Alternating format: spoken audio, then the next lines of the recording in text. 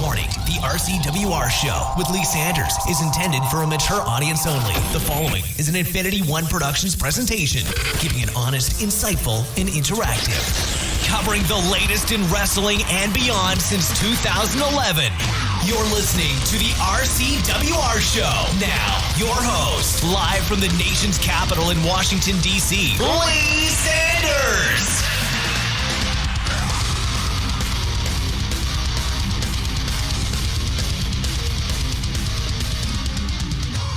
Hey, what is going on, good, kind people? Lee Sanders here of the RCWR show, covering all things wrestling, entertainment, and beyond since 2011. Here we are for Tuesday night of April 13th, 2021. What is going on, man? So you can kind of say I'm on vacation, but then I'm kind of not on vacation. It just really depends. But I'm doing a special episode while I am enjoying my nice little mini break from, the usual shows and everything. And we're talking about the debut episode of NWA Powerrr Surge on Fight TV. I remember hearing about this at the tail end of last week's NWA Powerrr episode. And I gotta say, the curiosity got the best of me. It was just so nonchalant the way it was thrown out there as Powerrr was getting ready to go off the air.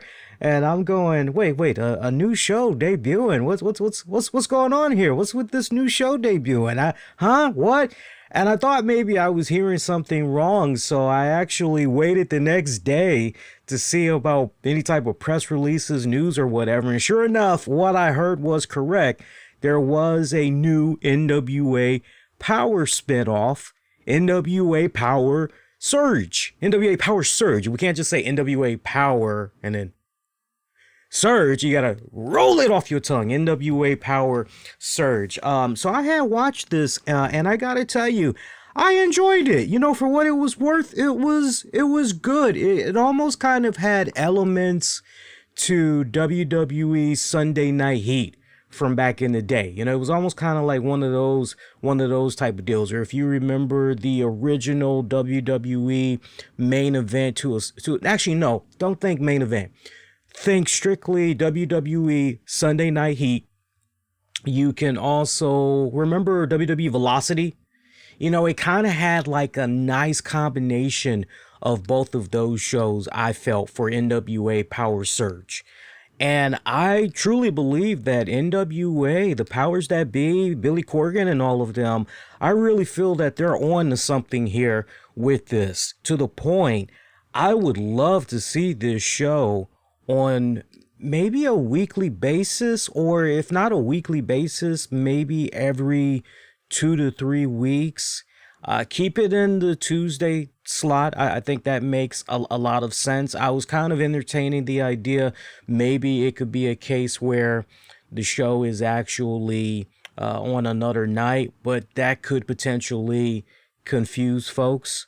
I don't know. You kind of have to maybe do an experiment, play around and see what might work and what doesn't work. But me personally, I wouldn't mind seeing this on a weekly basis. So to the point, if we could get 2 NWA shows a week, I would totally be down with it. Get NWA Powerrr on Tuesdays and then maybe on Sundays or Saturday nights. Hell, you could even do like it was back in the day when wrestling used to come on at 10, 11 o'clock in the morning, sometimes noon on a Saturday afternoon.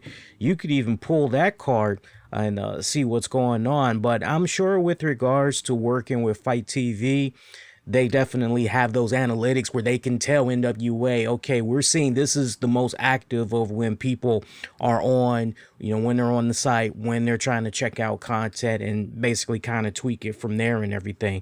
This show actually ran about 33 minutes. Believe it or not, this actually ran about 33 minutes. But it was good. It was good. Short, sweet, in and out when it was all said and done. Our guests for this very first episode, Joe Galley, May Valentine. Very excited for that. I said, oh, not, nice, because I wasn't sure what to expect. I knew Joe Galley in some form was going to be there, but I just wasn't sure who was going to be with him. And to see May Valentine. May Valentine's a cutie, by the way. I like her. Nice little cutie. May Valentine's there. So we got a combination of recaps. Best way I can describe NWA Powerrr Surge. We basically got a compilation of stuff that's happened with NWA Powerrr these first couple of weeks, but we also got an exclusive match specifically for Powerrr Surge. We also got exclusive interviews on Powerrr Surge. So now you guys totally see and understand what I'm talking about when I say it's got a nice mix of Sunday Night Heat and Velocity. So Joe Galley, May Valentine kicking things off. They pretty much let us know that they were going to be talking to the NWA World Champion Nick Aldis. Also, we got a exclusive interview with Mike Powerrr. And that was a very interesting interview because the way May Valentine kicked it off, she's looking at him, and I just loved how she was kind of selling in a nice way how intimidated she was by him, yet at the same time, she was trying to calmly ease tensions, offering him the headset and to sit down, and he's just standing there. No, I'm just gonna stand, thank you very much. And you're like, man, this guy just comes off so hostile. He comes off like this big bear just waiting to freaking pounce on somebody and maul them to death. And May Valentine, she brings up the fact of, when he came out and getting married and all of that. And you're going, oh, okay. So she's trying to go in a little bit soft here, try to get to that human side of Mike Powerrr. Okay. All right. That's a nice way to kind of go in there. And I really wasn't sure where we were going here. I wasn't sure if we were going to get the man behind the character and really kind of home in on, the fact that he's gay and being a part of the LGBTQ and gay pride and all that. Yeah, it was weird because I'm just watching this because I'm going, wait a minute. What we're getting real life stories here. It's all about connecting with the people behind the characters. What are we getting here? And man, the way Mike just pretty much spun that and said something along the lines of, yes, it's a beautiful thing, isn't it? You know what's not beautiful? You know what wasn't cool? The fact that I got sent to Japan. Why was I not allowed to continue to work here on Powerrr? And he basically talked about how he did what he needed to do, yet he didn't win a right to be at NWA Powerrr 70 or what is NWA 70. He talked about how he had to earn his way back to Powerrr.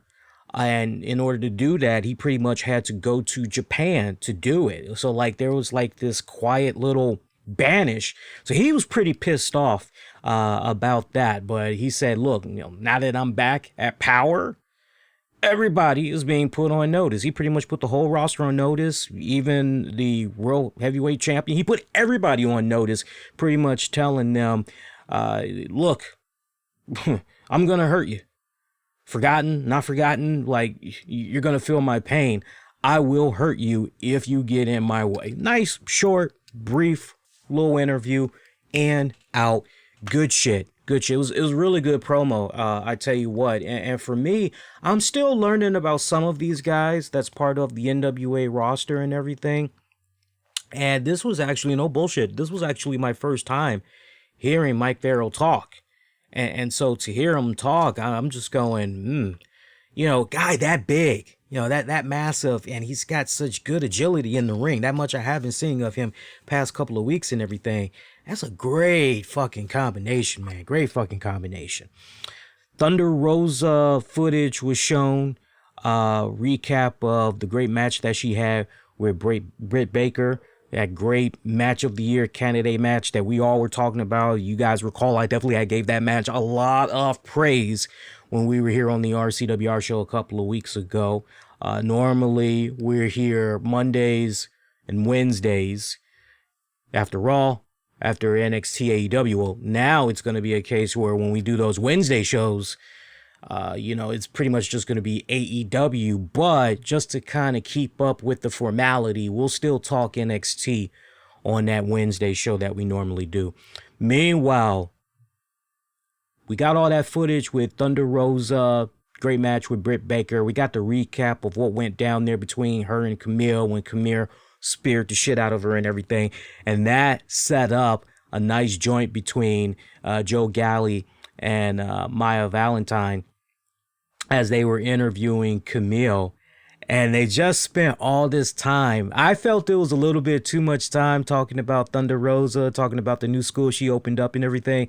And I was just saying, oh, yeah, you know what? This is playing right into Camille's gonna have a little temper tantrum. She's gonna be jealous. Well, let's see how this plays out. Sure enough, hot damn it, called it exactly for what it was worth. Camille capitalized. Oh, sorry about that. I got a little notification here. Let me turn that off for you. Still getting used to my mixer, man. I'm telling you, my mixer, I have a cool feature where I can connect it to Bluetooth. So anything, including my phone, like Bluetooth, I can connect to it. So I always forget to turn off the Bluetooth when I'm doing the show. Sorry about that, guys. But anyway, Camille, jealous. I mean, it was right on cue. Right on cue. You just saw the Powell on, and I just love how Camille came right on back and saying, look, straight up, look, let's be real.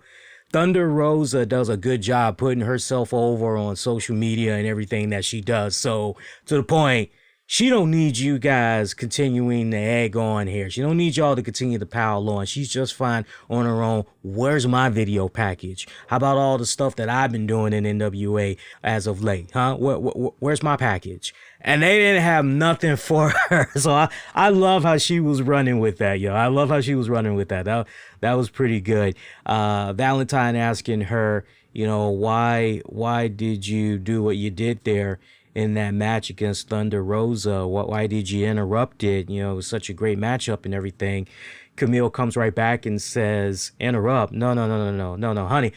If anything, what I did was made it better, right? So that was nice. It also switched gears to the pairing of Thomas Latimer and Chris Adonis. She thought that those guys were off to a really good start and everything. She saw nothing but big things happening for them in the future. The topic of Nick's announcement from the last episode of NWA Powerrr was brought about. And remember, just to kind of, get some of you guys caught up to speed in case you had kind of missed that, Nick had put I won't say I guess you could say an all points bulletin. I think that's the nicest way we can put that out there. It was a all points bulletin, which is nobody is safe in strictly business. There is a certain level that must be maintained. And basically, you're not able to stay at that level, right? It was kind of one of those type of things. So the gang, they ganged up on Camille to find out, what did you make there of what Nick Aldis had said? And Camille kept it short and sweet. She said, look, I'm not really sure where Nick Aldis' head is right now. We're best friends. We talk all the time. But you know what? Look, at the end of the day, no matter what happens, me and Tom, we're a power couple. So we're just, as far as I'm concerned, we're going to be just fine regardless. Not sure what the future holds for Strictly Business, but I'm still out here. I'm still representing Strictly Business. I'm out here in my gear. So you know what? It's all good. But as far as Nick Aldis goes, the way her perception was of what he said, she pretty much put out there, he's just going to continue to do, as always, what's best for him, what's best for business. She ain't taking it personally. And that should have been the end of it, but May Valentine thought that maybe she smelled a little bit of blood there, something as far as a little crack in the armor, and she tried to go in and, hey, you're coming off pretty, your energy, you come off pretty hot-headed. I'm kind of paraphrasing, but, you seem really bothered by, Nick making that announcement and everything. And Camille pretty much came right back, no, I'm not bothered with this at all. Why are you even asking me that question? What's the deal? What's going on? And, May try to let her know, well, your body language and just your tone. And Camille pretty much told her straight up, oh, see what it is. You ain't used to hearing me talk. This is how I normally talk. I'm straight to the point. Like, you got any other questions? Like, no? Okay. Yeah. And that pretty much was it. And you know what? Yeah, it's still taking me a good minute to get used to hearing Camille talk. It is. It's taking me a good minute because I'm not used to her talking. I'm just simply used to her going out there and just messing some people up. That's what I am totally used to. She arrives. I mean, you look at her. She's got this great Amazonian type of build, a gladiator type of build and everything. She's kicking mega ass and everything. I mean, she does it pretty well too. I'm not used to her talking. It's weird because and I don't mean this as a knock, but everything that I just said when I described her. Okay, so basically power, strength, beauty, right? You got all of that. And then when she opens her mouth, I'm almost taken back to some type of when she talks, I'm almost taken back to my days at high school and college. College, the first rodeo, where I'm hanging out with friends, behind the school or campus or whatever, and we got some rap playing. And motherfuckers are freestyling and all that. I used to do a little freestyling myself back in the day, and Camille just happens to walk on by, and we're like, oh man, it's the menacing bully, it's the intimidating bully. Like, man, she never talks to anybody. She just wants to get somebody's lunch money, man. Watch out for her. Yeah, man, you don't give her your lunch money off the break, she's gonna beat your fucking ass, man. Like, yeah, she never talks. It's like one of those type of deals. And she just comes up, oh, well, what's about to go down? What's about to go down? And all of a sudden, she just starts breaking out, in a freestyle. It's weird. It's a weird combination that's going on with her, man. Weird combination going on with her. Let's see. We got our first matchup of the entire show for NWA Powerrr Surge. Joe Galley this time was partnered up with Velvet Sky. I'll get to Velvet Sky in a hot second, as officially I do have just some quick notes I want to point out with regards to Velvet Sky. Jeremiah Pluckett took on Mims. Great matchup. Most impressed with Mims. I see a lot of promise in Mims. I like what I'm seeing. He's got elements. If I were to describe him in a nutshell, he's got a great combination of little bit of Keith Lee meets a little bit of Willie Mack meets a little bit of Mark Henry, like when he was first starting off and everything. It's an interesting combination that's going on there with Mims, but I definitely see some great upside in him. Good matchup between Jeremiah Pluckett, Mims picking up the dub. Velvet Sky, I gotta officially go on record about this. I went on record in Discord, not really so much on social media. I have talked about her on a couple of the shows, but her commentating, I need for her to get out of the I'm calling a golf match. You're calling a wrestling match. When you see spots that go down, I'm not expecting for Velvet Sky to, oh my God, I'm not expecting any of that shit, but like I perfect analogy. I'm reading a script. Oh my God, there's a spider on the wall. Okay. If I'm the director, I'm going, no. The way I need you to read that line, I need you to read that line with energy. I need you to read that line with excitement, not excitement like you're happy to see it, but like excitement as in you're kind of scared to see it. So try that again. Oh my God, there's a spider on my wall. Okay, I need you to have a little bit more energy there. Try again. Oh my God, there's a spider on the wall. you're kind of getting, and Velvet Sky, that's the best analogy that I can use for her. Will we eventually hear her get to that point where it's, oh my God, there's a spider on the wall? I don't really know. Your guess is as good as mine, but that's the best way I can describe Velvet Sky on commentary right now. Joe Galley, true professional. I really, really hope that this is not a case where they just got Velvet Sky just popping up, reading the lines, and, they aren't trying to give her the best advice that's possible, because the way she's going about the commentating so far, it just really comes off. And look, this isn't me hating. This isn't me bashing. It's just constructive criticism. Just how I told you guys some of the areas from Monday night's RCWR show about the new Raw lead commentator. I told you guys, there's a couple of areas where, and I laid it out very briefly. I told you guys where he needed to improve and everything. But at the end of the day, I said, I see the potential. Give him about 6 months. He should be able to improve. If this is something that Velvet Sky is very serious about doing on a long-term basis, then, hopefully she's really taking all that information that's being given to her, and pretty much going from there. And I hope that to an extent, her man Bully Ray, her significant other, I hope to an extent that he's definitely checking out what she's doing, and he's kind of, trying to help her out, because think about it. In most relationships, when, one out of that couple is kind of struggling with something and they need help, they go to their significant other, hey, what do you think I'm doing wrong? Any ways you think I need to improve?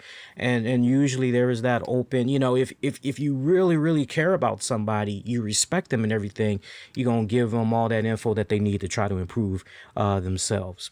Interesting update, storyline wise, Saul Renaro, apparently he has found a tag partner. This is a veteran tag partner. This man has experience with tag teams, tag championship gold and all that, but he's found somebody to be his partner to eventually team up to take on the team of Aaron Stevens and Kratos for those NWA tag titles. Who would I personally like to see? How about the Cowboy, James Storm? Now, I know he's been kind of doing his thing there in Impact Wrestling, but the loose news that's floating around with regards to James Storm is that he's not tied down to any contracts right now. So kind of had that in the back of your head. Maybe we'll see what's going on with that. Nick Aldis was, by the way, there was a recap of everything that you might have missed from NWA Powerrr from these past couple of weeks. So that was a nice little touch. Joe Galley and May Valentine wrapped up Surge with Nick Aldis. They asked him, straight up, who's next? Who you think's going to be facing you next? And I loved how he pretty much pussyfooted around that. He pretty like nobody, because he pretty much talked about how there's a very difficult criteria to meet in challenging for the 10 pounds of gold. There is no doubt a great pool of talent, but right now they're on the cusp, and there's not one person right now who has broken through, that shows that they're about to break through as far as he's concerned. So it's put him in a good position where he can spread his wings a little bit, focus on his business, which is strictly business. And, you hear that, you go, really? Well, what about Pulp D'Angelo De Niro? Like, what about him? Because if he gets a couple of more dubs, he can take that TV title and he can pretty much trade it in to get a shot at Nick Aldis. So what about, like, I'm hearing that and I'm instantly going, Pulp, D'Angelo De Niro, hello. Good shit right there. Let's see. Also, touching upon strictly business, Nick Aldis doubled down and tried to clarify. He said, look, with strictly business, there is a standard that I have for myself, which is very high. And that's what I try to maintain in strictly business. Thomas Latimer, he's my friend. He was best man at my wedding. But when it's all said and done, that's personal stuff. We're talking about strictly business. He's not in strictly business because he's my friend. He's in strictly business because he is at that elite level that I am at. Camille, same deal. And basically, as far as what he was trying to highlight and stress is that if there's standards, especially if there's high standards, you're expected to maintain those standards, and that nobody's position is guaranteed, much like tomorrow in life is not a guarantee. It's all about consistency. The question of Chris Adonis. Remember, that's been another continuating part of the story there. What's going on with Chris Adonis? Is Chris Adonis part of Strictly Business? He said no. You know, hey, that's great that he went out there, got that championship from Trevor Murdoch and everything, but no, he is not part of Strictly Business just because he went out, strung up together a couple of good matches, and yeah, whoopee-doo. You know, you got a championship. Okay, great, but it's all about the consistency. But, you know, he is impressed with what he's seeing of him so far. And that pretty much was it for NWA Powerrr Surge. Like I said, a nice combination of okay, here's what you missed over these past couple of weeks meets, hey, we got an exclusive match for you to check out. Hey, we got some exclusive interviews for you to check out. You know, it was a nice, good blend of all of those elements, trying to further needle some key story arcs that we've been seeing from Powerrr and everything. So this was nice. Hopefully it gets the good amount of, you know, positive feedback to the point NWA will consider having this be in regular rotation. I'm hoping, honestly, it gets to a point where it's 2 shows a week from NWA. But yeah, it was definitely pretty good. And honestly, if they could kind of, I'm okay with them making it be a 30-minute thing too. I'm honestly okay with that. Maybe sometimes you can stretch it to 45 minutes. Like if you decide you want to have 2 or maybe 3 exclusive matches for Powerrr Surge. I mean, I'd be okay with that too. You know, why have just 1 match? You know, why not make it 2 or maybe, you know, 3 matches at most, you know, especially if you're going to put on some talent that like we normally wouldn't even see perform, you know, on the Powerrr shows, right? But for you guys that's wondering, NWA Powerrr will be back into effect next Tuesday. So that should be good. So I want to give a shout out to our Patreon members, patreon.com/RCWR show. Make sure you check that out. That's where you can go get your bonus content you won't be able to find anywhere else. Shout out to Justin Ripstock, Gino Morgan, Anthony DeBlasi, Michael Wolf, JD Davis. Shout out to Freddie. Shout out to Wishful Walking Video. Shout out to Tony Bing Gaming. Check him out on YouTube. He's got a Patreon paywall as well. Appreciate all of our cats. And hey, you enjoyed your time here. Make sure you hit that like button, subscribe, click that bell notification. Make sure you select all notifications so you know about upcoming content that's coming your way on a weekly basis. And to that, I say I'm still on my mini break.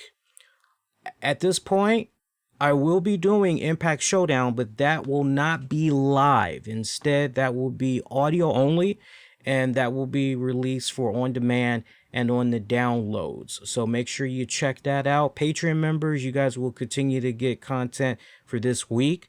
But for our free-for-all listeners, I'm pretty much done for the rest of the week. I will be back with you all Monday, April the 19th. And please, for those of you that come across this, you appreciated the fact that I covered NWA just isolated by itself. Normally I do talk NWA, but it's condensed with a bunch of other stuff I usually cover on the shows weekly, as longtime listeners know. If you want me to talk more exclusively about NWA like I did here, I definitely need you to make sure you're representing, you're hitting the like, you're leaving the comments. That definitely helps me out, okay? Till next go round, I am wishing all of y'all to be safe. Most importantly, be kind to one another. Unless you have other plans, please try to do your best to enjoy the rest of your week. And I'll catch you guys next Monday. Adios.